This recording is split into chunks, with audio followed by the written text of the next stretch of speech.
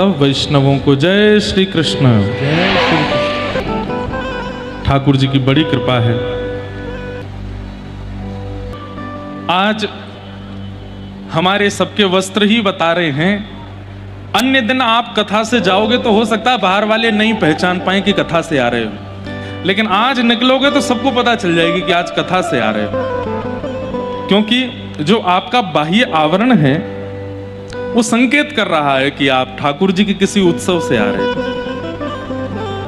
हमारे प्रत्येक दिन का स्वरूप ऐसा ही हो जाए कि चलते फिरते उठते बैठते खाते पीते हम किसी को भी दिखें, भले ही वो हमारा नाम ना जानता हो, संपर्क ना जानता हो, लेकिन हमारी स्थिति से उसको ऐसा लगने लगे कि ठाकुर जी का कोई संबंधी है, ये ठाकुर जी की किसी लीला सेवा से आया है।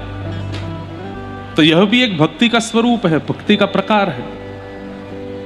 सत्पुरुषानाम संग इति सत्संग, सद्ग्रंथानाम संग इति सत्संग, सज्जनानाम संग इति सत्संग, सद्वस्त्रानाम संग इति सत्संग। सत्संग की कितनी परिभाषाएं, सत्संग की कितनी परिभाषाएं। आपसे किसी ने कहा सत्संग करो, आपसे किसी ने कहा सत्संग करो, तो आप कथा में पहुंच गए, बोले हम सत्संग कराए। केवल कथा सुनना सत्संग नहीं है। हमारे शरीर में 10 इंद्रियां हैं, पंच ज्ञानेंद्रिय और पंच कर्मेंद्रिय। आंख, नाक, कान, जीव और त्वचा, ये पंच ज्ञानेंद्रिय हैं। हाथ, पैर, मुख और 2 गुप्त इंद्रिय, ये पंच कर्म इंद्रियां हैं। प्रत्येक इंद्रिय को भगवत भजन में लगाना, उसको सत्संग कहा जाता है। कानों से कथा सुनो, नेत्रों से दर्शन करो, जिह्वा से प्रसाद ग्रहण करो या कीर्तन गाओ, हाथों से करताल करो या फिर सेवा करो, चरणों से प्रदक्षिणा करो, सर्वांगीण अंग से साष्टांग दंडवत करो, ये सब सत्संग के अंतर्गत आता है। फिर इन इंद्रियों की क्रियाएं भी जो संसारी होती हैं उनको भी भगवत में बना, वो भी सत्संग। अब जैसे जीन्स पहनना, पैंट पहनना, टी शर्ट पहनना, उल्टे सीधे वस्त्र पहनना, वो सत्संग में नहीं है। वस्त्रों को पहनने से भी आपके चित्त पर असर पड़ता है। आप कैसे कपड़े पहनते हो उससे भी आपका मन उचित और अनुचित बन जाता है। धोती पहनना, बगलबंदी पहनना, कुर्ता पहनना, यह भी एक सत्संग है, अंग का सत्संग। अब जीन्स पहन करके अगर व्यास मंच पर हम बोलने लग जाएं तो कितना अटपटा लगेगा, कितना अनुचित लगेगा। कोई बुराई है? फटी हुई यहां से फाड़ दें, यहां से फाड़ फाड़ के उसको पहन के आ जाएं, यहां पे आके बोलने लगे, चेक की टी शर्ट पहन करके और यहां प्रवचन करें, कोई बुराई है उसमें? बुराई तो नहीं है, लेकिन वाणी का प्रभाव नहीं होगा, और प्रभाव से भी ज्यादा किसी के ऊपर असर ही नहीं होगा, कोई परिवर्तित ही नहीं होगा यदि वस्त्र बदल करके बोलने लगा तो। वस्त्रों का भी अपना एक स्वरूप होता है, तो वस्त्रों से भी सत्संग होता है, भोजन से भी सत्संग होता है। हम क्या खाते हैं वह भी सत्संग के अंतर्गत आता है। हम कुछ भी खा लेते हैं, कहीं भी खा लेते हैं, तो वो गैर सत्संग है। कुछ भी पाते हैं तो पहले देखते हैं इसमें तुलसी जी पधराई हुई है कि नहीं, ठाकुर जी का भोग लगा है कि नहीं, तो ही पाना है, तो ही वो सत्संग माना जाता है। कहीं भी पानी नहीं पीते। सब लोग इधर देखो, पंखा वाले विशेष रूप से इधर ही देखो, ध्यान से सुनो। देखो आप लोग पंखा करो, जो पीछे वाले बहुत ध्यान से सुन रहे हैं, इसलिए उनके लिए थोड़ा ध्यान से सुनना। हाँ, वस्त्रों से भी सत्संग होता है, अन्न से भी सत्संग होता है, जल से भी सत्संग होता है, व्यक्ति जिसका हम संग करते हैं उससे भी सत्संग होता है। हम कुछ नहीं खाते, हम कुछ नहीं पीते, हम कुछ गलत नहीं करते, आप जिसके संग 24 घंटे रहते हो वो खा लेते, वो पी लेते, वो थोड़ा कभी कभी जो है उल्टे सीधे काम कर ले, पर हम नहीं करते कुछ भी। ये तो वही बात हो गई, चोरी किसने की? बोले उसने की। तुम क्या कर रहे थे? मैं केवल देख रहा था। तो भाई दंड थोड़ा सही तुमको भी मिलेगा। नरक जाने वालों के 6 लक्षण बताए गए हैं, और उन 6 लक्षणों में कौन कौन से लक्षण हैं? 6 लक्षण।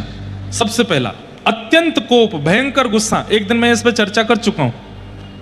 भयंकर गुस्सा जिन लोगों को आता है, छोटी छोटी बात पर भी तबाही मचा देते हैं, ऐसे लोगों को नरक जाने से कोई नहीं रोक सकता। कटुकाच वाणी, कटुकाच वाणी मतलब इतने इतने भद्दे शब्द बोलते हैं कि क्या बताएं। बस शब्दों का चयन इतना गंदा कर रखा है कि किसी से सीधे बात भी करते हैं तो लगता है कि मार रहे हैं क्या। ऐसा व्यक्ति भी नरक जाएगा। कटुकाच वाणी, और उसमें भी विशेष रूप से ध्यान से सुनिएगा आगरा वाले और आसपास वाले, हम इसमें ब्रजवासियों को भी ले रहे हैं। गाली दे दे करके बोलना, हर बात पर गाली देना, हर बात पर अपशब्द बोलना।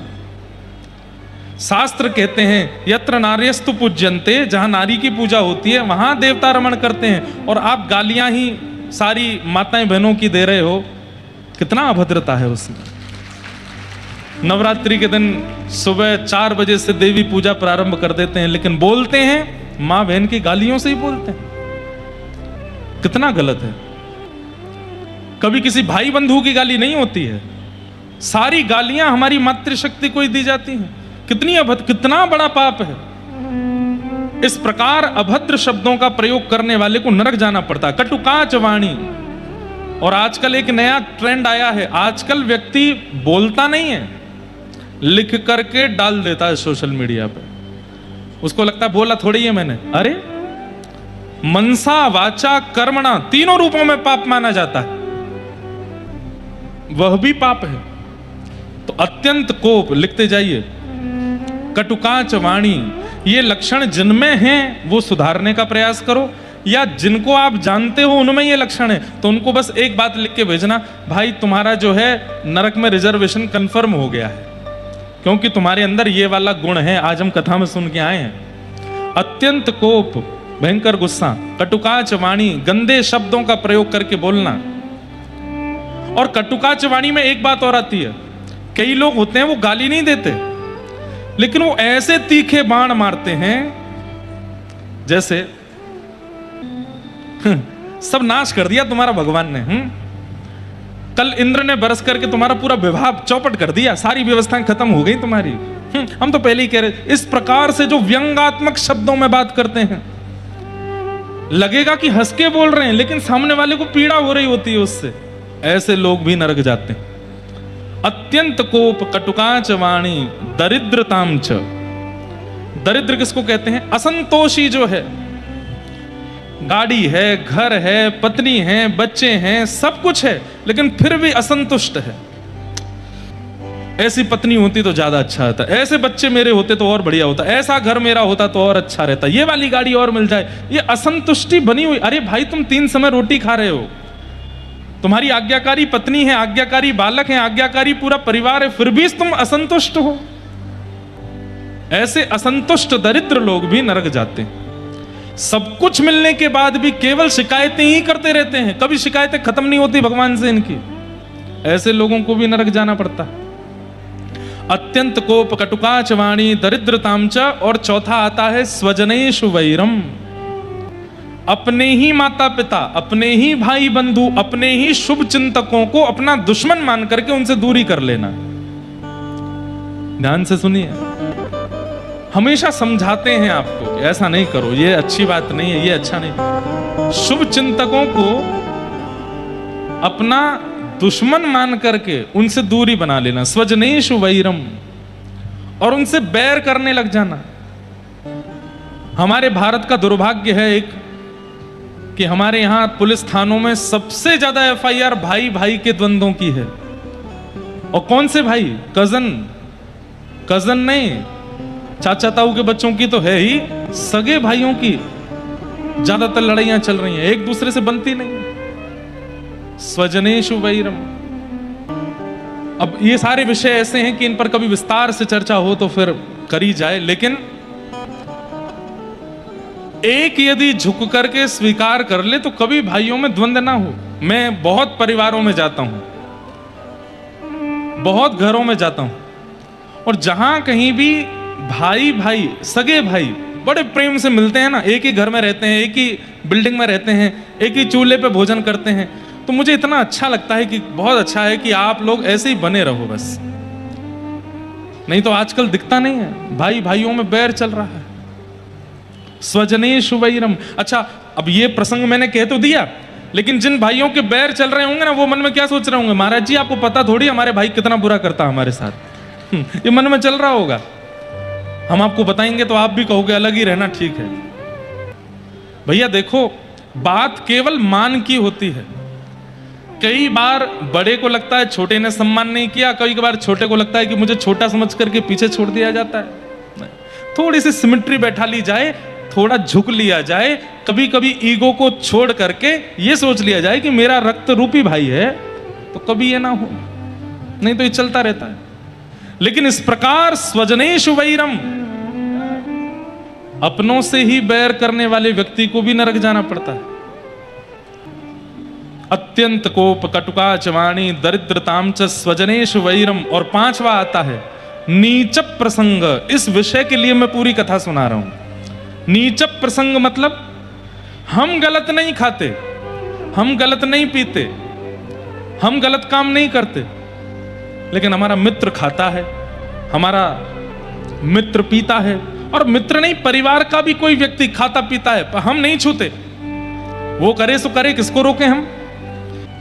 तो मृत्यु के बाद जब यमलोक पहुंच जाओ ना, तो यमराज जी से पूछना हमको क्यों यमलोक बुलाया, हमने तो कुछ भी गलत नहीं किया। तो यमराज जी कहेंगे ये तुम्हारे सखा है ना, पृथ्वी पर जब साथ में रहे थे तो फिर नरक में भी साथ में ही रहो। क्यों? तुम स्वयं खाते नहीं, स्वयं पीते नहीं, स्वयं कुछ अभद्र करते नहीं, लेकिन कभी इसको रोका नहीं, कभी इसको टोका नहीं। अरे बहुत रोका, बहुत टोका था, फिर भी नहीं माना। अरे तो इसका साथ ही छोड़ देना था, इससे संबंध ही तोड़ देना था, वो भी करने का प्रयास किया, तो फिर क्यों दोबारा लौट के आए? बोले अपना है ना इसलिए आ गए, इसलिए ही नरक में आए हो। स्वजनेषु वैरम। किस किस का संग छोड़ना है, ध्यान से सुनो। हरि विमुखन को संग, जो कथा से विमुख हैं, वृंदावन से विमुख हैं, यमुना जी से विमुख हैं, आचार्यों से विमुख हैं, महापुरुषों से विमुख हैं, हरिजनों से विमुख हैं। जैसे ही बात करते हो कथा की तो मुंह फुला के बैठ जाए, कथा वथा की बात मत किया करो। ऐसे लोगों का संग तुरंत छोड़ दो। हरि विमुखन को संग। और दूसरा, जाके संग कुमति उपजत है, जिसके साथ रहने से आप गलत करते नहीं हो पर मन में आ जाता है, करके देखूं कैसा लगेगा। अरे नहीं नहीं मैं नहीं कर रहा। घर वाले मना करते हैं, शास्त्र मना करते हैं, पर ये करता है तो मन तो करता है करने का, पर नहीं नहीं मैं नहीं करूंगा। मन में भी यदि कुसंग आता है, ऐसे व्यक्ति का संग छोड़ दीजिए, नहीं तो एक दिन बर्बाद कर देगा आपको। और पड़त भजन में भंग, भजन में, सेवा में, कथा में, नियम में, रस में जिसके कारण भंग पड़ता हो, जिसके कारण रुकावट आती हो, उसका त्याग कर दो। तजोरे मन हरि विमुखन को संग, तजोरे मन हरि विमुखन को संग। भागवत 4 शब्द हैं, यहां 4 भाव हैं जो आप स्वीकार कर सकते हो। भा से भक्ति, ग से ज्ञान, व से वैराग्य और त से त्याग।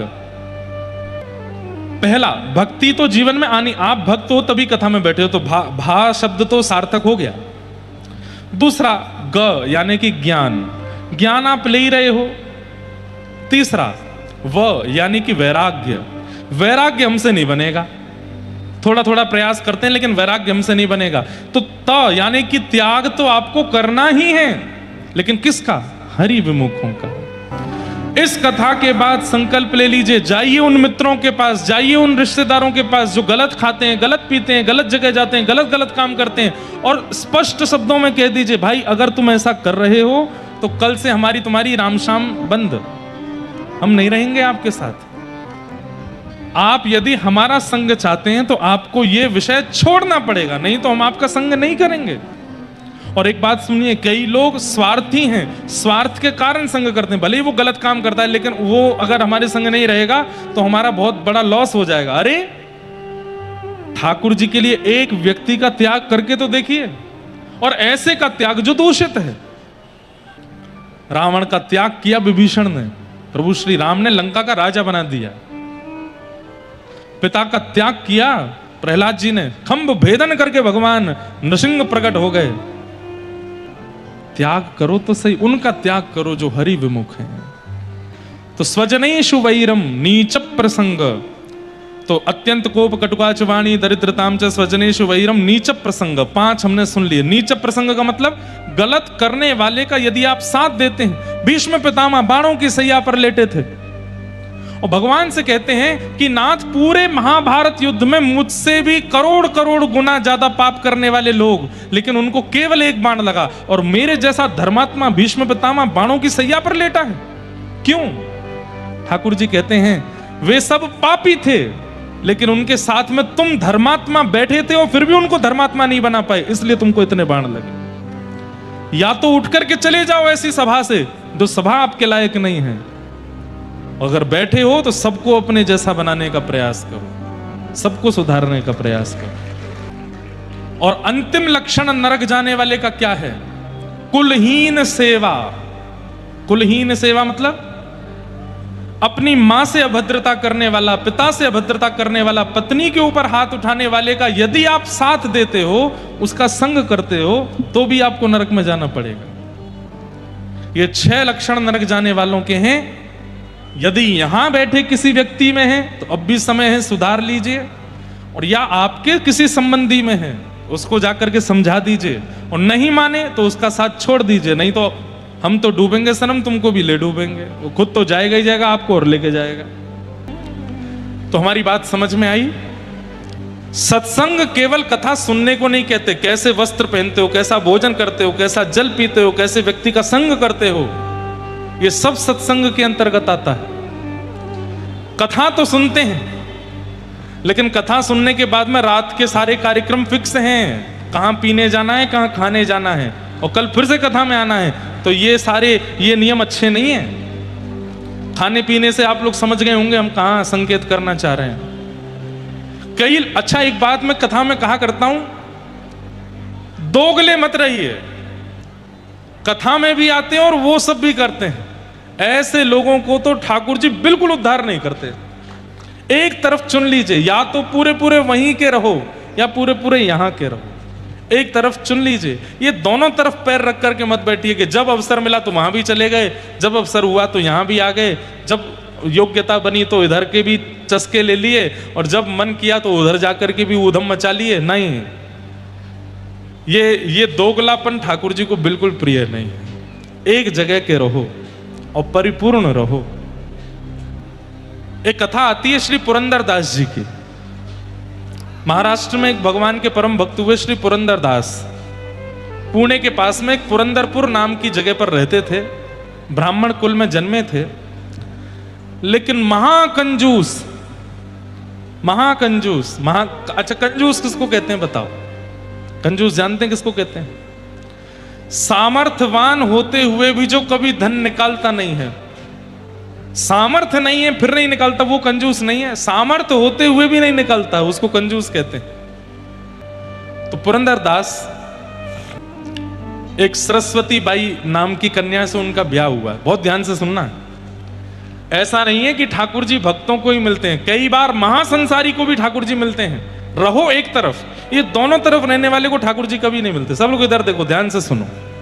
आप सबको आवाज आ रही है हमारी? ध्यान से सुनो।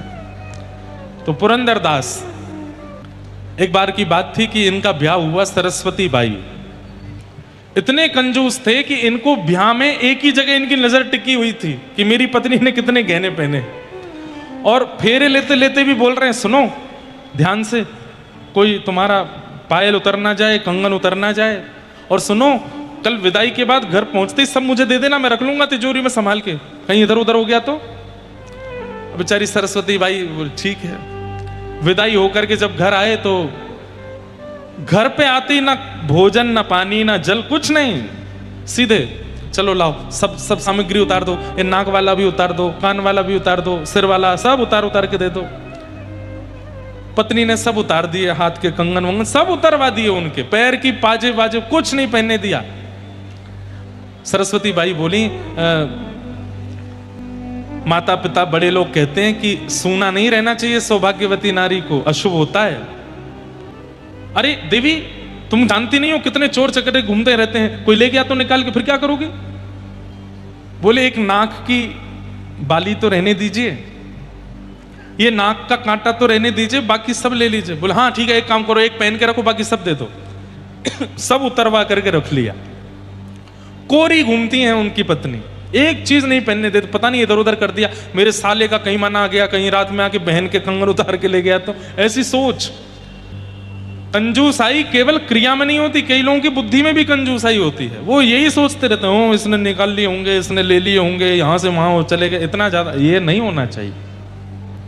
तो पुरंदरदास महाकंजूस, लेकिन उनकी पत्नी सरस्वती बाई परम भक्ता थी। वो बस यही सोचती रहती थी कि कभी इनकी बुद्धि सुधरेगी, कभी हम भी दान पुण्य करेंगे, हम भी कभी ब्राह्मणों को घर बुलाएंगे, कभी कथा कराएंगे, आदि आदि सब करेंगे। लेकिन कभी हुआ नहीं। सालों निकल गए कथा को, विवाह को। पुरंदरदास की स्थिति ऐसी कि होली दिवाली पर पत्नी कहती कि मुझे मायके जाना है, तो स्वयं नहीं जाते, साले को बुलवाते, तुम लेके जाओ, नहीं तो मेरा खर्चा हो जाएगा इसको लेके जाने आने। इतने कंजूस। ठाकुर जी रीझ गए, बोले तेरी कंजूसाई से रिझ गए हम, एक बार तेरे पास जरूर आवेंगे। और एक बार पुरंदरदास जी अपनी दुकान पर बैठे थे और ठाकुर जी एक दीनहीन से ब्राह्मण का रूप धारण करके, बिल्कुल सामान्य से वस्त्र पहन करके, बिल्कुल अकिंचन बन करके और उसकी दुकान पर पहुंच गए। ब्याज पे पैसे देते थे ये, इनका काम क्या था, ब्याज पे पैसे देना।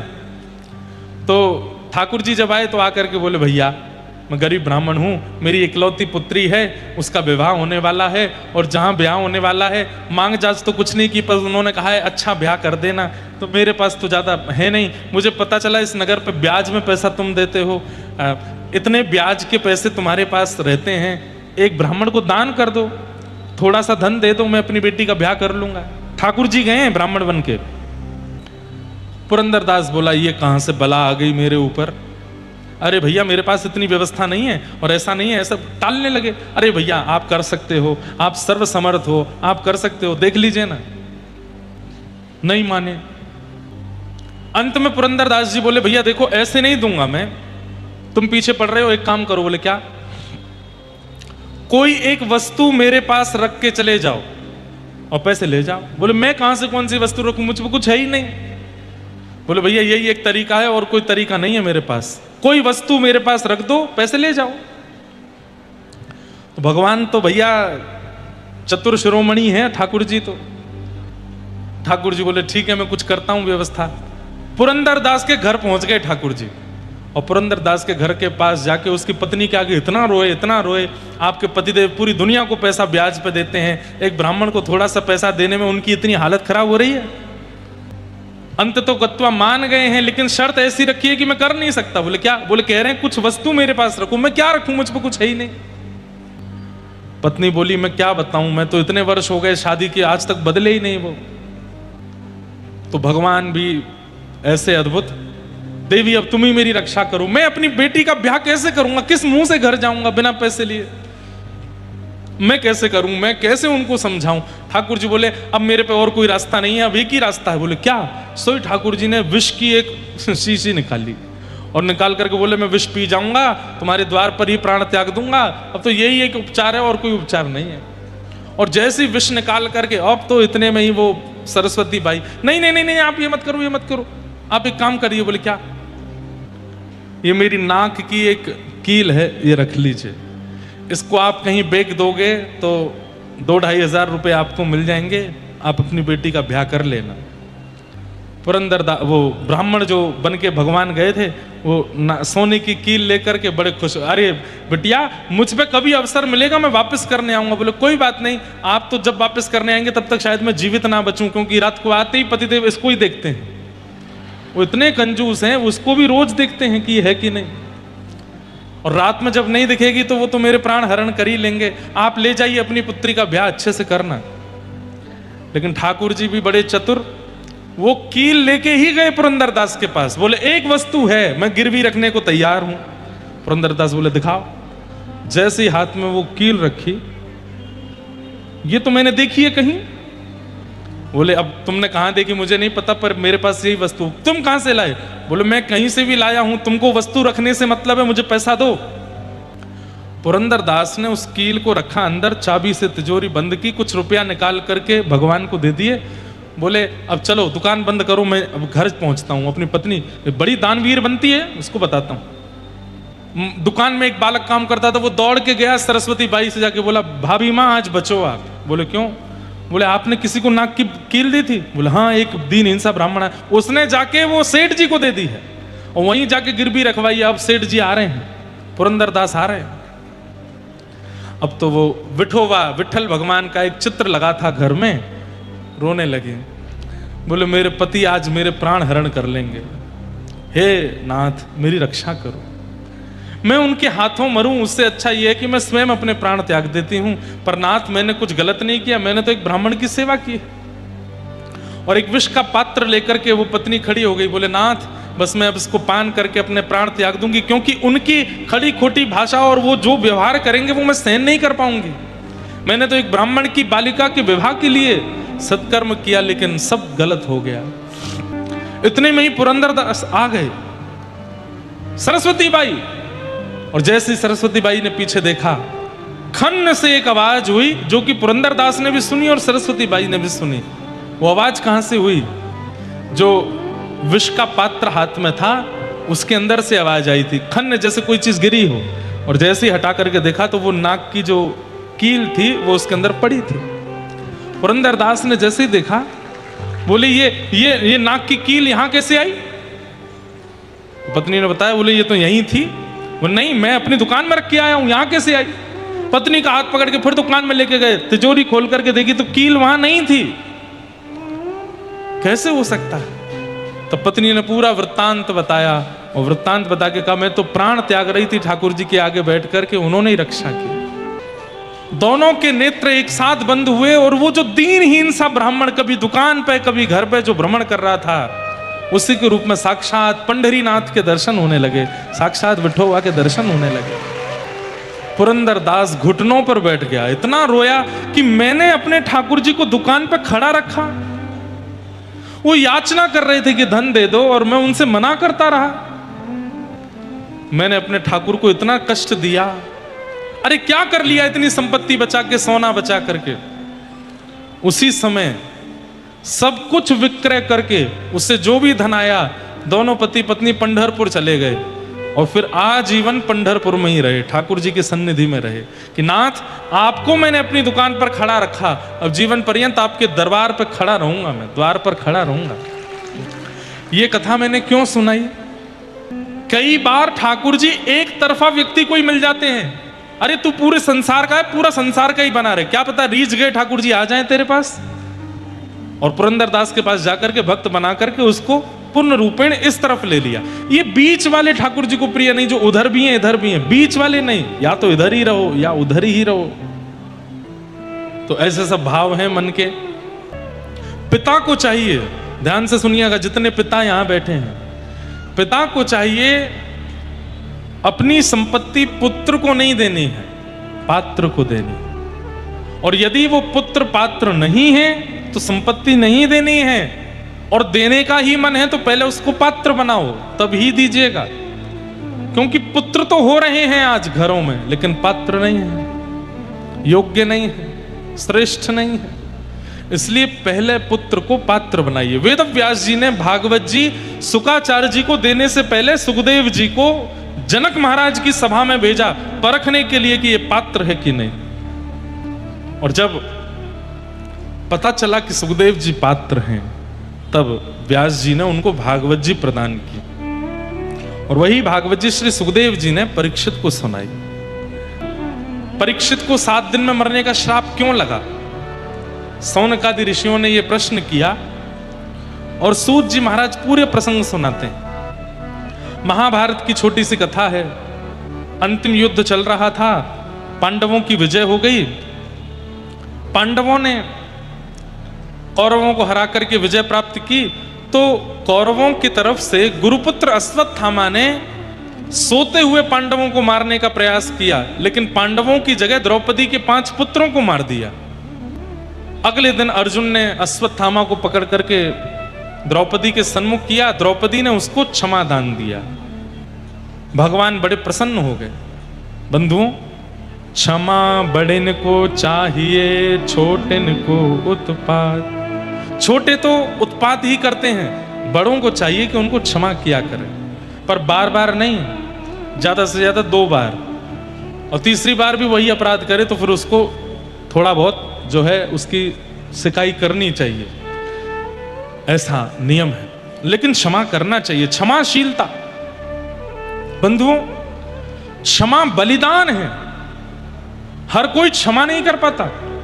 देख लूंगा, तुझे तो देखूंगा मैं, तूने मेरे संग ऐसा किया, तू आइयो बेटा तेरे को बताऊंगा मैं। हम लोगों का स्वभाव व्यवहार ऐसा बन जाता है, बदला लेने की भावना बनी रहती है 24 घंटे। देख लूंगा करते करते प्राण चले जाते हैं, यमराज जी देख लेते हैं हमको फिर एक दिन। क्या करना है? ये संसार में प्रतिस्पर्धा करके, एक दूसरे से बैर करके, पैज करके, अरे कहां तक है, कथाओं में भी पैज होने लगा है। उन्होंने कथा कराई, इनसे 21 करा के दिखाऊंगा मैं। ऐसे ऐसे भी लोग होने लग गए हैं। गलत है। इसके लिए संसार में आए हम, इसको नीचे दबाना है, इससे ऊपर उठना है, इससे ये करना है, इससे बदला लेना है, इसने ऐसा किया इसके संग ऐसा करना है। नहीं, बहुत कम दिन है हमारे पास। भजन करो, साधन करो, कथा सुनो, अपना विचार, व्यवहार, बुद्धि सब इतना निर्मल कर लो कि ठाकुर जी प्राप्त हो जाएं। ये संसार की प्रतिस्पर्धा में पड़ने के लिए नहीं आए हम लोग, भगवत प्राप्ति के लिए आए। क्यों आए हैं संसार में? कभी पूछा अपने आप से? इस दुनिया में आए क्यों हैं हम लोग? यहां दोबारा ना आने के लिए आए हैं। बार बार जन्म होता है हम लोगों का।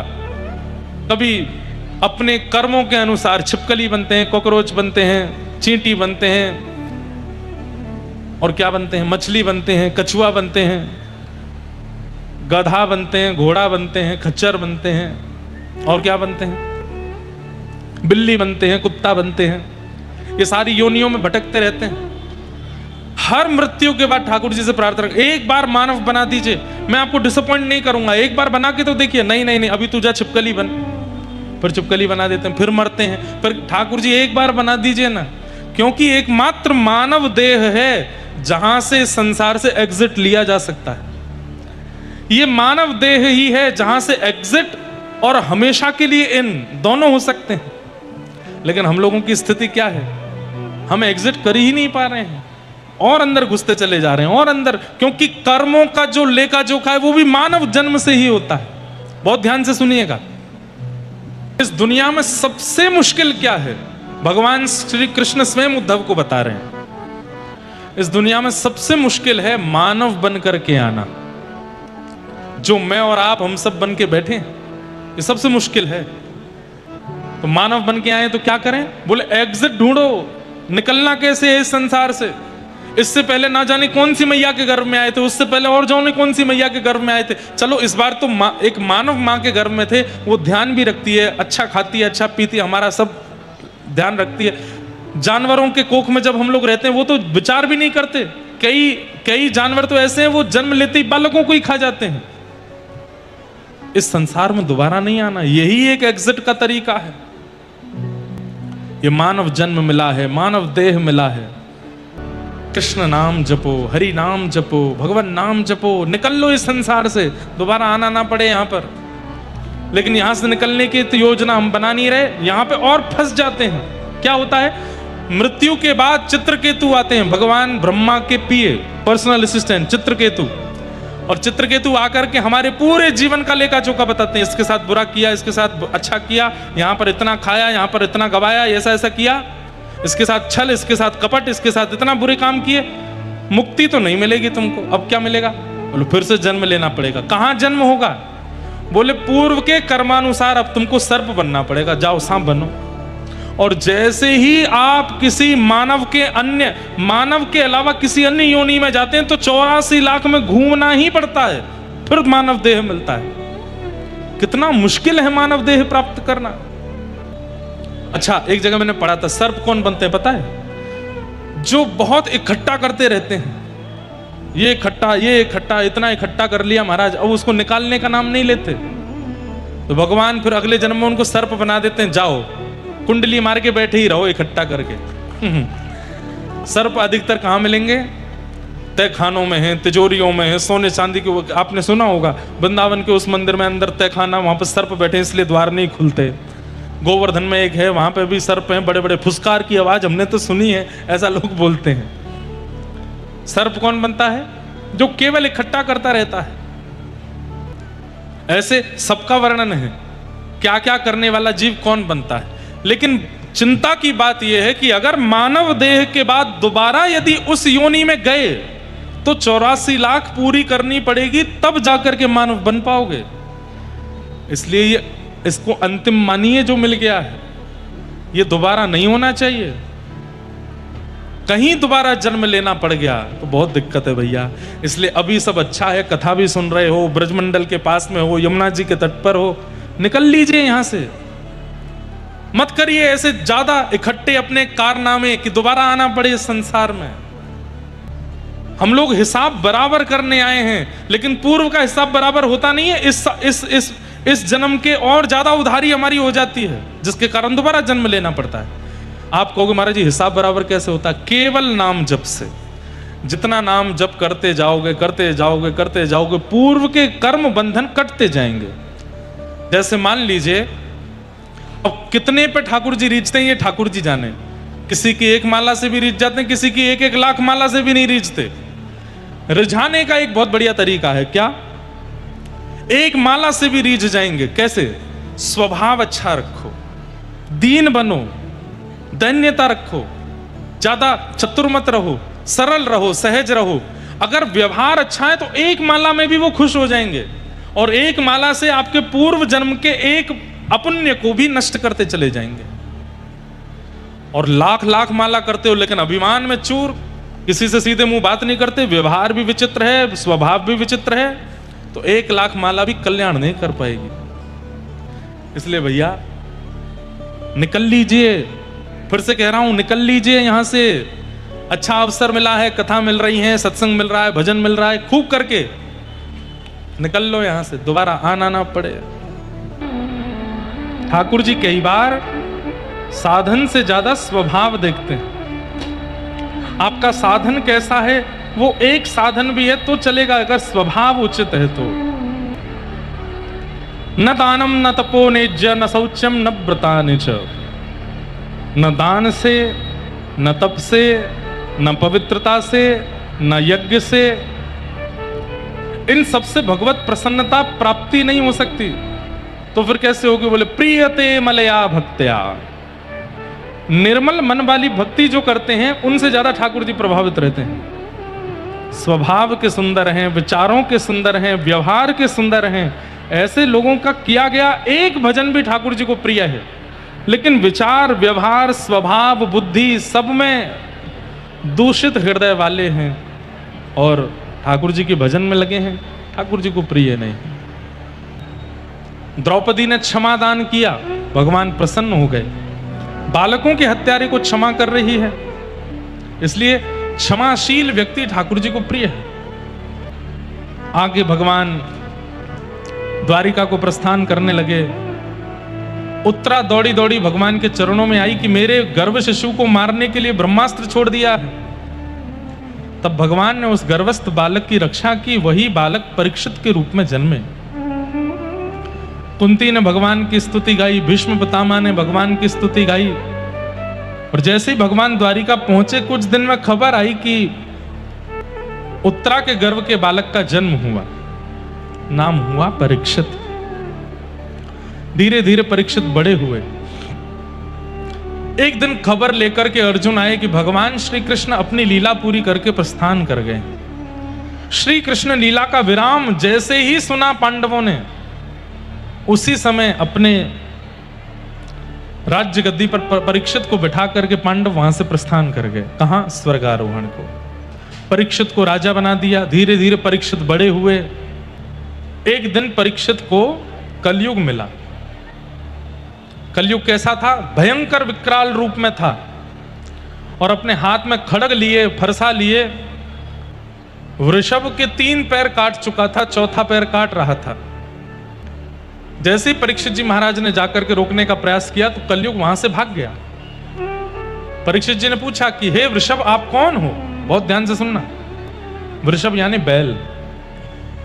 वृषभ से पूछा आप कौन हो? तो उसने कहा मैं धर्म हूं। बोले आप धर्म? बोले हां। धर्म के 4 चरण होते हैं, सत्य, दान, दया और पवित्रता। ये चतुर लक्षण जिनमें हैं वही व्यक्ति प्राथमिक धार्मिक माना जाता है, प्रथम धार्मिक।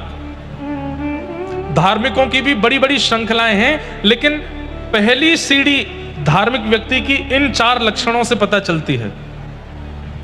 सत्य, दान, दया और पवित्रता।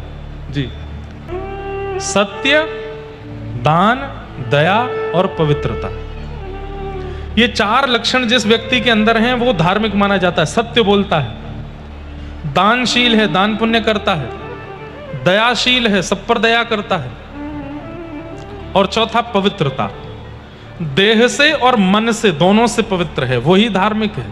ये पहली श्रेणी है। लेकिन विडंबना ऐसी कि वृषभ के 3 पैर काटे जा चुके थे, एक पैर पर खड़ा है। इसका मतलब कलयुग में धर्म का एक ही पैर एक्टिव है। 3 पैर काट दिए हैं कलयुग ने। कौन कौन से? दया, दान और पवित्रता। केवल एक ही पैर है सत्य, और धीरे धीरे वो भी कट रहा है, धीरे धीरे वो भी नष्ट हो रहा है। गिने चुने लोग संसार में होंगे जो सत्य का अनुमूलन करते हैं, सत्य का पालन करते हैं, प्रत्येक दिन केवल सत्याचरण करते हैं ना। दया तो हम में है ही नहीं, दान तो हम करते ही नहीं है, पवित्रता नाम की कोई चीज नहीं। आप कहोगे महाराज जी खूब तो करते हैं, फिर क्यों कह रहे हो? दया नहीं है। दया का भी आडंबर जैसा है। अगर किसी पे दया कर रहे हैं तो एक फोटोग्राफर चाहिए पास में, खींच लो, दया कर रहे हैं हम। ऐसे तो हम दयावान हैं। दान कर रहे हैं तो अगले दिन अखबार में निकलवा रहे हैं, हमने इतना दान किया, इतना दान किया, इतना पुण्य किया, इतना ऐसा किया, इतना ऐसा किया। ये दान नहीं है, ये तो शोबाजी है, दिखावा है। और पवित्रता, सुबह स्नान, दोपहर में स्नान, रात्रि में स्नान, 3 बार त्रिकाल, शरीर पवित्र बना रहे हैं, लेकिन मन में इतनी मलिनता, इतनी मलिनता। दुर्भाग्य है। कुछ दिनों पहले अपने मित्र को एक उत्सव मनाने के लिए बुलाया। अरे उसको उत्सव कहना भी पाप है, और उसमें छुरी घोंप करके उसकी हत्या कर दी। सुना था आपने? आज मुझे कोई बता रहा था किसी चाचा ने अपने छोटे से भतीजे को 20 बार पटक के उसको मार दिया, छोटे बालक को। इनका विरोध करने वाले नहीं बैठे हैं। कथावाचकों का विरोध करो, ये बहुत पैसा लेते हैं, ये बहुत ऐसा करते हैं। अरे हमारे 3 घंटा बैठ करके बोलने से इतने 1000 लोग हरि नाम तो ले रहे हैं, इतने लोगों के चित्त में भगवान नाम तो प्रकट हो रहा है, भगवत भाव तो प्रकट हो रहा है। कभी कोई आचार्य आपसे नाराज हो जाए, कोई आपके वक्तव्य से असंतुष्ट हो जाए, उनकी बात अलग है, वो हमको समझाएं, अलग बात है। पर उनकी आड़ में कई सारे लोग ऐसे, उनको तो बस मौका चाहिए। कथावाचक एक ऐसा टाइटल बना दिया जैसे मानो कितना गलत शब्द है ये। और ये हर कथावाचक के लिए नहीं है, बस वो कथावाचक बुरे हैं जिनके में भीड़ बहुत होती है, जिनकी कथा में 3 घंटे पहले से लोग आकर के बैठ जाते हैं, वो कथावाचक अच्छे नहीं हैं। जिन कथावाचकों की कथा में 10 लोग बैठे हैं, जिसमें से 8 लोग सो रहे हैं, वो अच्छे हैं। कैसी विडंबना संसार की। और कोई और विरोध नहीं कर रहा है, सनातन के लोग ही विरोध करते हैं। कैसी उनका तो विरोध नहीं किया जा रहा, जो इस प्रकार से दूषित कर्म कर रहे हैं, कितनी माताएं बहनों की इज्जतें लूटी जाती हैं, उनका विरोध कोई नहीं करता। उनके बारे में गंदे शब्द लिखने नहीं आते आपको। लेकिन कोई वक्ता मंच पर बैठ करके कथा कर रहा है, इतनी मोटी दक्षिणा लेते हैं, इतना मोटा पैसा। कौन सा पैसा ले लिया और कितने बड़े बड़े भवन बना लिए। ऐसे लोगों की इतनी मानसिकता दुर्बल होती जा रही है, दूषित होती जा रही है। हमको तो लगता है कि हम कथा कर करा के हम ही निकल लें, क्योंकि संसार के लोग बड़े विचित्र हैं। भगवान श्री कृष्ण, बहुत ध्यान से सुनिए सब लोग, भगवान श्री कृष्ण जिन्होंने द्वारिका का निर्माण किया, जिन्होंने सोने की नगरी का निर्माण किया, जिन्होंने समस्त यदुवंशियों को वहां बसाया, जिन्होंने यदुवंशियों के बच्चों की पढ़ाई लिखाई सबकी व्यवस्था की, एक छोटी सी भूल हो गई और सारे यदुवंशी भगवान को ही गालियां देने लग गए। सत्राजित नाम का एक व्यक्ति था, उसने भगवान पर कलंक लगा दिया कि इन्होंने मेरी सिमंतक मणि चुराई है। और उसने लगाया तो लगाया, पूरी नगरी मान भी गई कि हाँ चुराई होगी। भगवान हंस रहे थे अपनी सभा में। उद्धव बोला भगवान बड़ी बदनामी हो रही है द्वारिका में। ठाकुर जी बोले उद्धव सोच तो सही, बदनाम करने वाले कौन हैं? जिनको मैंने बुलाया, मैंने बसाया, मैंने नगरी बना के दी। और बदनामी कर किसकी रहे? जिसने सब कुछ किया उसी की। और गलती केवल इतनी थी कि भगवान ने सत्राजित से कहा कि तुम्हारे पास जो मणि है ये 5000 किलो सोना रोज देती है, इसको हमको दे दो। इतने सोने का अकेले तुम क्या करोगे? सत्राजित ने कहा मेरी मणि है, मैं तो नहीं दूंगा। भगवान बोले ठीक है, एक बार ही निवेदन करना चाहिए, नहीं माने तो छोड़ देना चाहिए। ठाकुर जी चले गए। अगले दिन सत्राजित का भाई उस मणि को पहन करके द्वारिका घूमने निकला और घूमते घूमते वन में चला गया। वन में एक शेर ने उस व्यक्ति को मार के मणि को अपने पास रख लिया। मणि को शेर को एक भालू ने मार दिया, मणि भालू लेके चला गया। और कलंक किस पे लगा? भगवान पे। सत्राजित से जब पूछा तुम्हारा भाई नहीं मिल रहा, 10 दिन हो गए, बोले मुझे तो शक हो रहा है भगवान कृष्ण पे। मणि मांगने आए थे, मैंने देने से मना कर दिया, अगले दिन से ही मणि गायब है, मेरा भाई भी गायब है, इन्होंने ही चुराई है। और पूरी द्वारिका की नगरी स्वीकार भी कर लेते कि हाँ चुराई हो गई। ऐसी स्थिति। तो ये संसार है भैया। हम तो खुद को समझाते हैं। हम कहीं कथा करने जाते हैं, कोई विषय न भी हो तो बना दिया जाता है। पर में लगता है कि इन सब के लिए थोड़ी कथा कर रहे हैं, हम तो केवल सुनने वालों के चित्त में थोड़ा प्रेम बढ़े ठाकुर जी के लिए, उसके लिए कर रहे हैं। कोई बात नहीं, ये संसार है, संसार में तो ये होता रहता है। 4 चरण हैं धर्म के, सत्य, दान, दया और पवित्रता। इस संसार में कलयुग में केवल सत्य के चरण पर खड़ा है धर्म। दान, दया और पवित्रता खत्म हो चुकी है। कलयुग को बुला करके परीक्षित जी ने कहा मेरा राज्य छोड़ करके चले जाओ।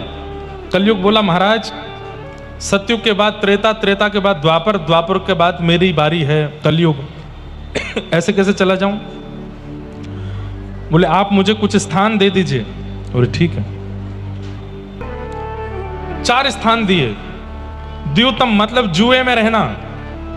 द्यूतम, ध्यान से सुनिएगा सब लोग। कलयुग के 4 स्थान। पहला जुए में रहना, दूसरा पानम मदिरा सुराब पान में रहना, भक्ष भक्ष सेवन में रहना, पर स्त्री संग में रहना, पर पुरुष संग में रहना, और चौथा स्थान दिया द्यूतम पानम स्त्रीह सूना। चौथा स्थान दिया हिंसा में रहना, लड़ाई झगड़े, मार काट, कलेश, उपद्रव, इनमें रहना। और पुनश्च याचमानाय जात रूप मदात प्रभु। कलयुग ने कहा एक स्थान और दे दीजिए, 4 थोड़े कम है, राउंड फिगर कर दो, 5 दे दो। तो 5वां स्थान क्या दिया? बिना मेहनत के कमाए गए धन में रहना। ये 5 स्थान कलयुग के हैं। सबसे पहला स्थान क्या है? जुआ, जहां पर हम सट्टा लगाते हैं, रुपए को गिरवी रखते हैं, ये काम होगा तो ये इतना इतना, ऐसा। वो सट्टा जो खेलने वाले वो जानते होंगे कैसे। नहीं खेलना है, लक्ष्मी को कभी दांव पर नहीं लगाना है, नहीं तो नारायण नाराज हो जाएंगे। धन लक्ष्मी है और उनको दांव पर लगाने वाला व्यक्ति महापापी है, इसलिए जुआ नहीं खेलना। कभी कभी लगता है कलयुग इतना खतरनाक क्यों होता जा रहा है? क्योंकि ये 5 स्थान एक्टिव हैं भाई। हम पंडाल के अंदर बैठे हुए 10-12 हजार लोग होंगे, हम नहीं खेलते, लेकिन करोड़ों लोग हैं खेलते हैं। मैचेस चलते हैं, उनमें फिक्सिंग चलती है, ना जाने क्या क्या लोग किस किस तरीके से खेलते हैं, जुआ खेलते हैं। जुए में क्या होता है? लक्ष्मी को दांव पर लगाया जाता है, धन को दांव पर लगाते हैं, पाप है। जीवन में कभी जुआ नहीं खेलना, और खेला है तो प्रायश्चित करो, अब नहीं खेलना। और बुरा नहीं मानिएगा, हमारे आगरा, मथुरा, वृंदावन में कई लोग दीपावली वाले दिन जुआ खेलते हैं। जिस दिन लक्ष्मी का प्रादुर्भाव हुआ उस दिन जुआ खेलते हैं। कितना बड़ा घनघोर पाप कर रहे हैं हम लोग। नहीं खेलना। खेल कोई भी खेलिए, धन मत लगाइए। द्यूतम। दूसरा है पानम, मदिरा पान और भक्ष भक्ष सेवन। जीव पर हर उस वस्तु को रखना पाप है जिस वस्तु को रखने के लिए मना किया गया है। मांस नहीं खाना है, मदिरा नहीं पीनी है, तंबाकू नहीं खाना है, बीड़ी सिगरेट ये कुछ नहीं पीना। ये सारी नकारात्मक वस्तुओं को जिह्वा पर लेना ही नहीं है। ये तो हुई सेवन करने वाली वस्तु। अब आती है गाली गलौज और अपशब्द, ये भी जीभ पर नहीं आने चाहिए। हम लोग ही कहते हैं भाई अपशब्द मत बोलो, जीभ पर लक्ष्मी बैठती है। पता है कि जीभ आसन है लक्ष्मी का, उस आसन को बिगाड़ क्यों रहे हो? मत बिगाड़िए। दूध पीजिए, ठंडाई पीजिए, शरबत पीजिए, अच्छी अच्छी सामग्रियां घर पे बना के पीजिए। थोड़ी बहुत सोडा की अच्छी चीजें हैं वो भी पी सकते हैं। बाकी कुछ भी अपनी जीभ पर और अपने अंदर ऐसी वस्तु जाने ही मत दीजिए जो अच्छी नहीं है। वो भी उसमें भी कलयुग का निवास है। द्यूतम पानम। और तीसरा आता है पर स्त्री और पर पुरुष का संग। पत्नीव्रती रहिए और पतिव्रता रहिए। विवाह होने के बाद पति के अलावा सबको झुक के ही देखिए। और ऐसे ही भाई लोग भी विवाह के बाद पत्नी के अलावा सबके प्रति मान सम्मान से ही देखिए। दृष्टि मत बिगाड़िए अपनी, इतनी कोशित दृष्टि मत रखिए, उसमें पाप है, कलयुग का निवास है।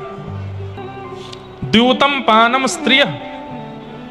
और चौथा स्थान है हिंसा, सूना। हिंसा में कलयुग का निवास है। कई लोग कलेश करने के बड़े व्यसनी होते हैं, उनके अंदर एडिक्शन है कलेश करने का। लड़ाई झगड़ा करो, हमसे लड़ो, हमसे बात करो, अरे इसको मारो, इसको पीटो। अब यहाँ कथा हो रही है, 10,000 की भीड़ लगी है। अभी पता चल जाए आगे चौराहे पे 2 लोगों में लड़ाई हो गई तो 500 लोग तो भाग जाएंगे देखने के लिए। मार दो, उठा के फेंक दो। हड्डी टूटी कि नहीं टूटी? हम यार गिरा तो था, टूटी तो होगी। कई लोगों को कलेश देखना अच्छा लगता है। कई लोगों के घर मोहल्लों में जो रहते हैं, मोहल्ले में किसी घर में लड़ाई हो जाए तो सब छत पे खड़े हो जाते हैं देखने के लिए। कोई रोकने नहीं जाता, कोई समझाने नहीं जाता। मार काट में मजा आता है। एक बात कहें, ये कलेश देखने में रुचि जिनको होती है, इनमें भी कलयुग का निवास है। इसकी उससे बढ़ा दो, फिर कलेश होगा, आनंद आएगा। ऐसे भी लोग होते हैं। हाँ, तुम्हारे बारे में ऐसे कह रहा था वहां पे, तुम्हारे बारे में यूं बात चल रही थी वहां पे। और फिर अच्छा तेने हमारे बारे में ऐसे कही, और किसने कही तुझसे? उसने बताई। और मैंने कब कही? मैंने ऐसे थोड़ी कही थी, मैंने तो ये कहा। कलेश हो गए, लड़ाई झगड़ा। इन सब में कलयुग का निवास है। द्यूतम पानम स्त्रियः सूना। सूना का मतलब कलेश। अब कलेश का एक स्वरूप और होता है, जैसे कोई बात अनुचित हुई, हम जानते हैं कि सीधे सीधे भी निकला जा सकता है, कलेश की आवश्यकता नहीं, लेकिन फिर भी कलेश कर रहे हैं। सीधे सीधे भी निकला जा सकता है। बहू ने दाल बनाई, सास ने दाल खाई, चिल्लाने लगी। बहू ने पूछा क्या हो गया माँ जी? नमक बहुत कम है इसमें। अच्छा डाल देती हूं। अगले दिन फिर चिल्लाने लगी, बोले आज क्या बात हो गई? दाल अच्छी नहीं, बहुत अच्छी बनी है, लेकिन कल अच्छी क्यों नहीं बनाई थी? इस बात से आज गुस्सा फिर आ रहा है। कल की बात पे आज फिर से गुस्सा आ रहा है। तो ये इस प्रकार का व्यवहार स्वभाव, ये कलयुगी व्यक्ति का लक्षण है। और पांचवा अंतिम स्थान, बिना मेहनत के कमाया गया धन। बिना परिश्रम के कमाया गया धन घर बैठे मिल जाए, इसमें जो राजी रहते हैं, इसमें कलयुग का निवास है। बुरा नहीं मानिएगा, कई लोग ऐसा करते हैं ना कि भाड़े पे उठा दिया, ठेके पे उठा दिया, इतना आ रहा है। ये ऐसे बिना मेहनत के कमाए गए धन को दान पुण्य में ही लगाइए। घर के प्रयोग में लगाएंगे तो बुद्धि विकसित नहीं हो पाएगी, विकृत हो जाएगी। बिना मेहनत के कमाया गया धन नहीं। खून पसीना एक करिए, परिश्रम करके धन कमाइए, तभी आपकी बुद्धि और परिवार की मति बनी रहेगी। ये 5 स्थान दिए, याद रहेंगे। कम से कम कथा में बैठे लोगों को अब इन 5 कामों को तो नहीं करना। और यदि यहां से अच्छा एक बात आपको बताएं, अगर किसी व्यक्ति को पता नहीं था कि जो कर रहा था वो पाप था, तो उसको 20% पाप लगता है। पता ही नहीं था फिर भी कर रहा था। लेकिन पता लगने के बाद भी यदि करता है तो 100% नहीं, पर 100 मल्टीप्लाई इंटू 1000 हो जाता है। ले बेटा, दुगुना तुगुना चौगुना 1000 गुना होकर के लगता है। इसलिए सुनने के बाद तो पाप बिल्कुल मत कीजिएगा। चतुर हैं, बिना बताए अल्टीमेटम दी, आपको 5 बातें सुना दी, अब नहीं कर सकते, इन 5 कामों को मत कीजिएगा। कभी जुआ नहीं खेलना है, कभी मदिरापान भक्ष सेवन नहीं करना है, गंदे शब्दों का प्रयोग नहीं करना है, परिस्त्री परपुरुष का संग नहीं करना है, कलेश नहीं करने हैं। किसी बात से कोई दूसरा कलेश कर रहा है तो आप झुक जाओ, तुरंत झुक जाओ। भले ही पत्नी कर रही है तो भी झुक जाओ, भले ही बच्चे कर रहे हैं तो भी झुक जाओ। अरे तू भैया, तू जैसा कहे वैसा नहीं करना, हमें बढ़ानी ही नहीं है बात को, यहीं खत्म करो। वो घर सबसे सुखी जहां रात्रि होने से पहले सारी समस्याएं हल हो जाती है। रात्रि में समस्या रहती है, दिन तक रहती है, उसी घर में नकारात्मक ऊर्जाएं प्रवेश करने लगती है। सोने से पहले सारी समस्याएं खत्म करो। पिताजी जिस बात से नाराज है मना के आओ, पत्नी जिस बात से दुखी है ठीक करो, पति जिस बात से उसको ठीक करो, बच्चे किसी बात से परेशान है, सब सारे सॉल्यूशन। रात में कोई चिंता नहीं रहनी चाहिए, सोने से पहले सब खत्म करो फिर सो।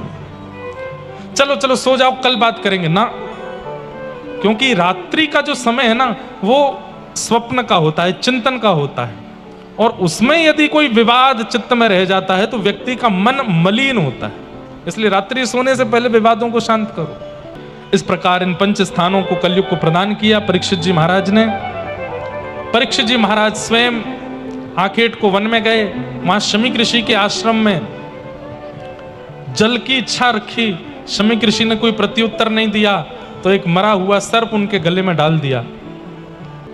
अपमान का बोध भी ज्यादातर उसी को होता है जिसको सम्मान की बहुत इच्छा होती है। कई लोग कहते हैं ना मेरा अपमान कर दिया, समझ लेना वो सम्मान का बहुत भूखा था इसीलिए अपमान हुआ है। और जिसको सम्मान की बिल्कुल इच्छा नहीं होती उसका अपमान हो भी जाए तो उसको पता नहीं चलता है। इसलिए बहुत सम्मान की इच्छा मत रखा कीजिए। हमारे वृंदावन शतक का एक श्लोक है, ध्यान से सुनिए। वृंदावन में रहने वालों के नियम बताए गए हैं। वृंदावन में रह के प्रिया प्रियतम को प्राप्त करने वालों के नियम क्या हैं? बोले सबसे पहला भ्रातः तिष्ठ टले टले विटपिनाम ग्रामेषु भिक्षामट। होटल में भोजन मत करो, बाहर मत खाओ। तो कहां खाओ? बोले किसी ब्रजवासी के यहां से मांग करके पालो। इसको कहते हैं भिक्षा मांग करके ले लो, मधुकरी मांग लो। अच्छा ये बात बोल करके एक बार मैंने अपने पैर पे कुल्हाड़ी मार ली थी। क्यों? मेरे घर पे ही 100 बालक पहुंच गए और मैं था नहीं। माता जी से मैया भिक्षा दो, गुरुदेव कहते हैं कथा में ब्रजवासी के घर से मांग के खाना। हमारी माता जी बोले अरे ये 200 बालक आ गए, कहां से बना के दूं इतना सारो। मैंने मैया टूक दे दो, लेकिन एक टूक दे दो सबन को। इसमें एक नियम आप कहोगे ये आपने जानबूझ के नियम बनाया है। वो नियम क्या है? अपरिचित के घर से पाना चाहिए, परिचित के यहां से नहीं। जिसको जानते नहीं हो उसके घर जाओ। देखो भिक्षा मांगने का स्वरूप क्यों है? वृंदावन में भिक्षा क्यों होती है? भाई किसी के सामने मांगने के लिए जाओगे तो आप अपने ईगो को नष्ट करोगे। अगर परिचित के आगे हाथ फैलाना है तो कोई बड़ी बात थोड़ी है। परिचित के आगे तो कोई भी हाथ फैला लेता है। अपरिचित के यहां जाओ, डोरबेल बजाओ, ब्रजवासी कोई द्वार खोले, कहो भैया कुछ प्रसादी दे दीजिए, हम आगरा से आए हैं। और वो ब्रजवासी जब आपको मधुकरी दे, घर की, उससे याचना मत कर, बोले जो हो कुछ नहीं है, एक तिनका ही दे दो, कुछ भी दे दो, उसको पाइए। भ्रातः तिष्ठ टले टले विटपिनाम ग्रामेषु। अच्छा आपको लगा कि इनके घर से तो बहुत थोड़ा मिला तो एक और घर में जाओ, एक और घर में जाओ, 10-5 घरों से मांग लो, उन सबको मिला के पालो। अरे भैया जिन ब्रजवासी के घर में ठाकुर घुस के बिना बुलाए चोरी करके खा जाए, वहां घर से मांग के खा लेने तो कौन सी बड़ी बात है। इसलिए भिक्षा। वृंदावन शतक में कहते हैं भ्रातः तिष्ठ टले टले विटपिनाम ग्रामेषु भिक्षामट। आज भी वृंदावन में ऐसे बड़े बड़े आश्रम हैं जहां पर भंडारे चलते हैं, लेकिन वहां के स्वयं महाराज जी वहां का भोजन नहीं करते, उनके लिए किसी ब्रजवासी के घर से भिक्षा आती है। गुरु अब यहां आज्ञा तो दी गई है कि यमुना जी का जल पियो, पर यमुना जल इतना पवित्र तो है नहीं, तो क्या करें? वो भी ब्रजवासियों के घर से मांग के पी लो। और चीराणी कंथाम कुरु। वृंदावन में बहुत ज्यादा टिप टॉप बन के मत घूमो। वृंदावन में कैसे घूमो? वैसे आज्ञा तो ऐसी कि चीर पहन करके घूमो, लेकिन चीर पहन के मत घूमना। पर बहुत ज्यादा सज धज के मत रहो वृंदावन में। वृंदावन में सजवे को अधिकार राधा रमण जी को है, वृंदावन में सजवे को अधिकार बिहारी जी को है, वृंदावन में सजवे को अधिकार राधा वल्लभ जी को है। लेकिन इतनो श्रृंगार ठाकुर जी ने नहीं किया जितनो श्रृंगार करके दर्शनार्थी खड़ो है। ये कोई बात थोड़ी। चीराणी कंथाम करो। और फिर सबसे बड़ा विष क्या है? बोले सम्मान। अगर कोई ब्रजवासियों के अरे भैया तुम तो बहुत जोर के आदमी हो, तो यूं समझियो कि तुम्हारा भजन नष्ट हो गया। ब्रजवासी से सम्मान मत करवाओ। और ब्रजवासी नहीं, संसार में कहीं भी सम्मान की इच्छा मत रखो। किसी मंच पर, किसी सभा में, किसी परिवार में आपका बहुत सम्मान होता है, कान बंद कर लो, नहीं सुनना। शास्त्र आज्ञा करते हैं सम्मान सुनने से पुण्य घटते हैं और अपमान सुनने से पाप घटते हैं। अगर कोई बात बात पर आपका अपमान करता है, निंदा करता है, चलती फिरती गंगा है आपके लिए, उसके पास जाते रहा करो। 2 गाली और दे दो भैया, थोड़ा सा और बुरा सा बोल दो ना कुछ हमको। क्यों? ऋषिकेश जाना था, जा नहीं पा रहे, जाम लगाए ना रास्ते में, आप ही गंगा हो हमारे लिए, तो बोल दो थोड़ा बुरा। क्यों? अपनी निंदा सुनने से पाप घटते हैं। सम्मानम कलयाति घोर गरलम और नीचपुमानम सुधा। अगर कोई आपको गलत बोल दे, निंदा कर दे, आप पे आरोप लगा दे, आक्षेप लगा दे, तो समझ जाओ कि बस ठाकुर जी बचा रहे हैं, ठाकुर जी हमको संभाल रहे हैं। श्री किशोरी जी और ठाकुर जी को अपना सखा मान लो, लेकिन वृंदावन छोड़ के कभी मत जाओ। ये बात मैंने क्यों बताई? सम्मान की भूख जिसको बहुत ज्यादा होती है, अपमान भी उसी का ही होता है। सम्मान की इच्छा मत रखो, दीन बनो, सरल बनो, बहुत दैन्य रखो। इस प्रकार राजा परीक्षित गए थे, जल मांगा, लेकिन शमीक ऋषि ने कोई प्रत्युत्तर नहीं दिया, तो गले में मरा हुआ सर्प डाल दिया। शमीक ऋषि तो ध्यान में बैठे थे, उनके कुछ शिष्यों ने देख करके उनके पुत्र श्रृंगी को बता दिया। श्रृंगी को जैसे ही पता चला मेरे पिता के गले में मरा हुआ सर्प डाल दिया, वो समाधि में बैठे थे, जल नहीं दे पाए, तो मेरे पिता के गले में मरा हुआ सर्प डाल दिया, मैं श्राप देता हूं। राजा परीक्षित को आज के ठीक 7वें दिन तक्षक सर्प डसेगा और उसकी मृत्यु हो जाएगी। शमीक ऋषि को जब यह बात पता चली तो उन्होंने किसी से कहा कि जाकर के राजा परीक्षित को इस बात का खबर करा दो कि उनके जीवन के केवल 7 दिन बचे हैं। राजा परीक्षित के पास जाकर के शमीक ऋषि के शिष्य गौरमुख ने जाकर के बताया कि आपके जीवन के केवल 7 दिन बचे हैं। राजा परीक्षित ने अपने पुत्र जन्मेजय को राज्य गद्दी पर बिठाया और स्वयं गंगा जी के तट पर चले गए। गंगा जी के तट पर अनेक संतों से पूछा कि जल्दी मरने वाली की मुक्ति का उपाय क्या है, पर कोई नहीं बता पाया। तब वहां श्री सुखदेव जी का आगमन हुआ। सब लोग इधर देखो, ध्यान से सुनो, हाथ जोड़ करके प्रणाम करो। श्री सुखदेव जी महाराज, हाँ हाँ, बोलो श्री सुखदेव जी महाराज की। सुखदेव जी सभा में आए और परीक्षित के सन्मुख बैठ गए। परीक्षित ने चरणों में प्रणाम करते हुए कहा, भगवान, जैसे ही ये प्रश्न किया जल्दी मरने वाली की मुक्ति का उपाय क्या है, श्री सुखदेव जी यहां से बोलना प्रारंभ करते हैं। तुमने जो प्रश्न किया है वो सबके लिए किया है तो बहुत अच्छा है, लेकिन अकेले अपने लिए किया है तो अच्छा नहीं है। बोले क्यों? बोले जल्दी मरने वाली की मुक्ति का उपाय क्या है, ये सबके लिए तो अच्छा प्रश्न है भाई, कब किसके प्राण निकल जाए वो उपाय कर लेगा, लेकिन तुम कौन हो? तुम परीक्षित हो, तुमने जन्म बाद में लिया, तुम्हारी मां के गर्भ में प्रवेश करके भगवान ने तुम्हारी रक्षा पहले की है। तुम तो भगवत रक्षा किए गए हो, भगवत दर्शन तुमको हो चुका है, भगवत स्पर्श तुमको हो चुका है, तुमको तो मुक्ति मिलने वाली, तुम ये प्रश्न क्यों कर रहे हो? जब तुम अपनी मां के गर्भ में थे तब अश्वत्थामा ने ब्रह्मास्त्र छोड़ा था और द्वारिकाधीश ने तुम्हारी मां के गर्भ में प्रवेश करके अपनी गदा घुमा करके तुम्हारी रक्षा की थी। तुम्हें तो पहले ही मुक्ति मिल जाएगी, क्योंकि तुम जीवन मुक्त हो, ठाकुर जी का अनुभव तुमको हो चुका है। तुम ये प्रश्न कर रहे हो कि जल्दी मरने वाली के मुक्ति का उपाय क्या, तो तुम्हारे लिए उचित नहीं है। मैं क्या पूछूं फिर? बोले मुक्ति का मतलब है मृत्यु के बाद भगवान का दर्शन। तुम तो पूछो कि मैं भक्ति प्राप्त कैसे करूं। भक्ति का मतलब होता है जीते जी भगवान का दर्शन। क्या करना है बताओ? जीते जी भगवत अनुभव करना है कि मृत्यु के बाद भगवत अनुभव करना है? कैसे करना है? जोरते बोलो। तो उसके लिए मुक्ति नहीं, उसके लिए तो भक्ति मांगनी पड़ेगी, भजन करना पड़ेगा। यही बात यहां पर शुकाचार्य जी को समझाते हैं कि तुम मुक्ति की याचना मत करो, तुम तो भक्ति की याचना करो कि 7 दिन में तक्षक सर्प आवे उससे पहले पहले ठाकुर जी तुम्हारे सन्मुख आ जाएं। भैया आज से जप नियम सब कछु एक ही उद्देश्य से करो। हे नाथ, ये भक्तमाल जी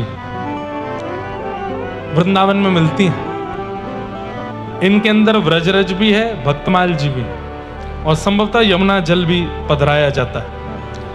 ये सदा हृदय से लगी रहें। तुलसी जी में मड़ी हुई हैं, इसलिए प्याज लहसुन आदि आदि कई भक्ष वस्तुओं का सेवन नहीं कर सकते। इसी नियम के साथ इसको पहनिएगा। ये सदा आपके चित्त से लगी रहनी चाहिए, चाहे जैसी परिस्थिति आ जाए। ये आपके तन का त्याग ना करे, क्या होगा? तो भक्तमाल जी में कथा आती है कि भक्तमाल में जितने भक्त हैं सब प्रकट हो जाएंगे अंतिम श्वास आने से पूर्व। ठाकुर जी भले ही नहीं आ पाए, भक्त आ जाएंगे। कौन कौन से भक्त आएंगे?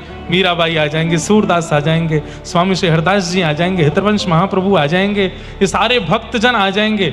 और भैया हरि नहीं आ पाए, हरिजन ही आ गए, तो हरिजन लेकर के जाएंगे कहां? हरि के पास ही लेकर के जाएंगे। इसलिए हमारे ब्रज के रसिकों ने कितनी सहजता बता दी। बोले क्या करो? बोले या तो भक्तमाल जी को गले में विराजमान कर लो, नित्य भक्तमाल सुनना शुरू कर दो, नहीं तो भक्तमाल जी को कंठ में धारण कर लो। अंतिम श्वास में हरि न भी आए तो हरिजन आ जाएंगे। कई बार पुलिस बैरिकेड लगा के रखती है, आगे सबको जाने की अनुमति नहीं होती, लेकिन हमारा कोई सगा संबंधी अगर आगे गया हुआ है, हम उसको फोन करते हैं, भैया ये पुलिस वाले आने नहीं दे रहे, आ जाओ। तो वो आकर, भैया मैं अंदर का हूं, इनको भी अंदर आने दो। तो अंदर वाले की सुन करके वो हटा देता, अच्छा चलो तुम भी आ जाओ। तो ऐसे ही जो ठाकुर जी के चरणों में पहुंच चुके हैं, उन सब भक्तन की माला को गले में पहन लो, ताकि अंतिम श्वास आवे तो यमराज बैरिकेड तो लगाएगा, लेकिन वे भक्तजन आके कहेंगे नहीं ये हमारो है, या को भीतर भेजो, सोई हरि चरणारविंद मिल जाएंगे। लेकिन इसका मतलब ये नहीं है कि छूट मिल गई इसको पहनने के बाद, आप तो चाहे जो करो, तान दुपट्टा हरिजन आवेंगे बचावे। आचरण की शुद्धि और खान पान की शुद्धि ये तो करनी पड़ेगी। और भली एक माला करो, भगवान नाम की करो, रोज करो। भैया हम तो इसीलिए कथा सुनाने आए हैं कि हमको ये नहीं चाहिए इतनी भीड़ हो, इतना ये हो, इतने बड़े बड़े पंडाल बने, लाखों रुपया खर्च हो ना। इतनी देर में जो लोग यहाँ आए हैं वो जीवन का उद्देश्य समझ जाएं कि हम इसलिए संसार में आए, हमें भगवत चरणारविंद प्राप्त करने। हमारी कथा से बस ये समझ में आ जाए, हम इसलिए कथा सुनाते हैं। यही भावना यहां पर कही जा रही है कि भैया परीक्षित, तुम मुक्ति की कामना मत करो, तुम तो भक्ति की कामना करो। मुक्ति का मतलब मृत्यु के बाद भगवान का दर्शन, और भक्ति का मतलब जीते जी भगवान का दर्शन। और एक बात ध्यान से सुनिएगा, हम ब्रजवासीन को तो अधिकार है कि मरवे से पहले ठाकुर जी देखने ही पड़ेंगे, और ब्रज में रहवे वाले इनको ठाकुर जी मृत्यु से पहले मिलेंगे ही मिलेंगे, ये निश्चित है। बस ने एक भजन कर ले, बस ने एक अपना स्वभाव सुधार ले, ने एक अपने विचार सुधार ले। मृत्यु के बाद कहा पता भैया कहां जाएंगे, या हमारी जीवित अवस्था में दर्शन कर ले। परीक्षित जी महाराज के चित्त में यह भावना प्रकट हो गई। समीचीनम बचो ब्रह्मन् सर्वज्ञस्य तमानघ तमो विशीर्यते मह्यम हरेः कथः कथाम। हे कृपा करके आप मुझे ठाकुर जी के मंगल चरित्र सुना के मेरे चित्त में भक्ति प्रकट करो। तब यहां भगवान के पावन चतुश्लोकी भागवत का विषय सुनाया गया। तत्पश्चात उद्धव विदुर संवाद और विदुर जी को भागवत धर्म का निरूपण, सृष्टि का प्रारंभ, स्वयंभू मनु और शत्रुपा की पुत्री देवभूति का कर्दम ऋषि से विवाह, और उनके यहां पर भगवान कपिल रूप में प्रकट हुए। बोलो कपिल भगवान की। कपिल भगवान ने अपनी माताजी देवभूति को ज्ञान उपदेश किया। तत्पश्चात देवभूति माता सिद्धता नाम की नदी बनकर के बहने लगी, और आगे इनके और 2 बहन थी देवभूति की, आकुति और प्रसूति, उनका प्रसंग सुनाया। और इनके एक भाई की कथा आई जिनका नाम है उत्तानपाद।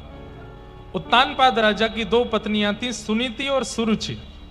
सुनीति के पुत्र हुए ध्रुव और सुरुचि के पुत्र हुए उत्तम। थोड़ा सा समझिएगा इस बात को, हम सबकी भी 2 पत्नियां हैं, सुनीति और सुरुचि। नीति माने बुद्धि, और रुचि माने मन। ये दो पत्नी हैं हमारी, दोनों अपनी इच्छा पूरी करवाती हैं हमसे, लेकिन विशेष रूप से हमें किसकी माननी है, इस विषय पर यह कथा सुनाई गई जहां ध्रुव जी का चरित्र है। एक बात ध्यान से सुनना, दोपहर 2 बजे कथा में जाना है। अब उस समय मन और बुद्धि दोनों अलग अलग हो जाती हैं। बुद्धि क्या कहती है, कथा में चलो, कथा में जाके बैठेंगे।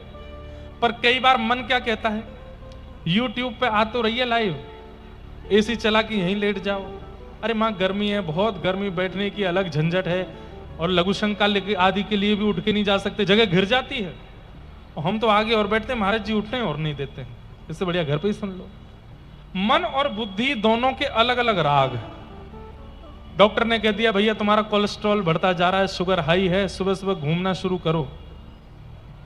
5 बजे का अलार्म लगा लिया रात को, और सुबह जैसे ही 5 बजे अलार्म बजा, पुनः दोनों पत्नी प्रकट हो जाती हैं। बुद्धि क्या कहती है, चलो चलो चलो उठो, 10,000 के जूते खरीद के लाए हो, पहनो इनको। तुम्हारा कोलेस्ट्रॉल बढ़ा है, शुगर बढ़ रहा है, डॉक्टर ने कहा है घूमना पड़ेगा, चलो। छोटे बच्चे हैं, पत्नी है, सबका ध्यान रखना है, चलो। लेकिन मन क्या कहता है, 18 डिग्री पर एसी चल रहा है, बढ़िया ठंडक है कमरे में, सौंधी सौंधी ठंडी हवा आ रही है, आज और सो जा, कल चलियो। ये मन और बुद्धि, ये दो पत्नियां हैं हमारी। परंतु याद रखिएगा, सुनीति से जन्म लेने वाले पुत्र का नाम क्या है, ध्रुव। मतलब बुद्धि से जिस बालक का जन्म होता है उसका नाम है ध्रुव, और मन से जिस बालक का जन्म होता है, मतलब सुरुचि से जिस बालक का जन्म होता है उसका नाम है उत्तम। उत्तम और ध्रुव में अंतर क्या है, जैसे पानी, पानी क्या है, पानी ध्रुव है, सबको प्रिय है। संसार में कोई व्यक्ति ऐसा नहीं होगा जो पानी के बिना रहता हो, सबको आवश्यक है, सबको प्रिय है, तो पानी ध्रुव है। लेकिन कैंपा कोला ये उत्तम है, ये ध्रुव नहीं है। किसी को प्रिय है, किसी को नहीं प्रिय है, और किसी को प्रिय लगती भी है तो भी वो नहीं पीता है, क्यों, गला खराब हो जाएगा, स्वास्थ्य खराब हो जाएगा, आदि आदि। तो मन के मार्ग पर चलोगे तो वो मिलेगा जो तुम्हें चाहिए, और बुद्धि के मार्ग पर चलोगे तो वो मिलेगा जो तुम्हारे लिए जरूरी है। दोनों में बहुत अंतर है। हमें क्या चाहिए और हमारे लिए क्या जरूरी है, यहां बैठे हुए लोग थोड़ी शांति बनाए रखें, हमारी प्रार्थना है। हमारे लिए क्या जरूरी है और हमें क्या चाहिए, इन दोनों में बहुत अंतर है। चाहने की तो पूछिए ही मत। अगर ज्योतिषी जी कह दें भैया अगले 1 साल तक तुम जो चाहो वो कर सकते हो, तुमको पाप नहीं लगेगा, तो हम सारे वही काम करना चाहेंगे जो रावण कंस ने किए हों। इतने खतरनाक हैं हम लोग। ये थोड़े बहुत हम रुके हुए हैं, ये भी इसलिए क्योंकि शास्त्र ग्रंथ, गुरुजन, माता पिता, इन सब ने हमको आज्ञा देकर के रोका हुआ है। मन के मार्ग पर नहीं, बुद्धि के मार्ग पर चलना है। लेकिन आध्यात्मिक व्यक्ति को यह भी नहीं करना है। आध्यात्मिक व्यक्ति को क्या करना है, बोले मन और बुद्धि दोनों एक करनी है, अलग अलग नहीं। सब लोग इधर देखिए, ये मन और बुद्धि जब तक अलग अलग हैं, मन असमंजस में पड़े, कंफ्यूजन है, क्या करें क्या करें क्या करें क्या करें। आध्यात्मिक व्यक्ति कंफ्यूज्ड नहीं रहता, वो अपनी एक बात पर ही स्थिर रहता है, क्योंकि उसके मन और बुद्धि दोनों एक हो जाते। अब यहां पर 90% लोग ऐसे हैं जिनकी मन और बुद्धि दोनों एक हो चुके हैं। 2:30 बज रहे हैं, भयंकर धूप है, भयंकर गर्मी है, 40 टेम्परेचर पार कर रहा है, लेकिन मन भी कहेगा कथा में चलो, बुद्धि भी कहेगी कथा में चलो। 7 दिन की तो बात है, उसके बाद तो सोना ही है, चलो। ये मन और बुद्धि दोनों एक हमेशा के लिए हो जाएं, ये आध्यात्मिक व्यक्ति का लक्षण है। वो कभी असमंजस में नहीं होता। वैकुंठ, हम किनके आराधक हैं, वैकुंठनाथ भगवान के और वैकुंठ का मतलब क्या, जहां पर बुद्धि में कोई कुंठा ना रहती हो। कुंठा मतलब झोल, कुंठा मतलब उलझने, जहां पर सब सुलझा हुआ है उसको वैकुंठ कहते हैं। परमात्मा को भजने वाले, कृष्ण को भजने वालों के मन में, बुद्धि में कोई कुंठा नहीं रहती, सब सॉल्व्ड रहता है, सब स्थिर रहता है।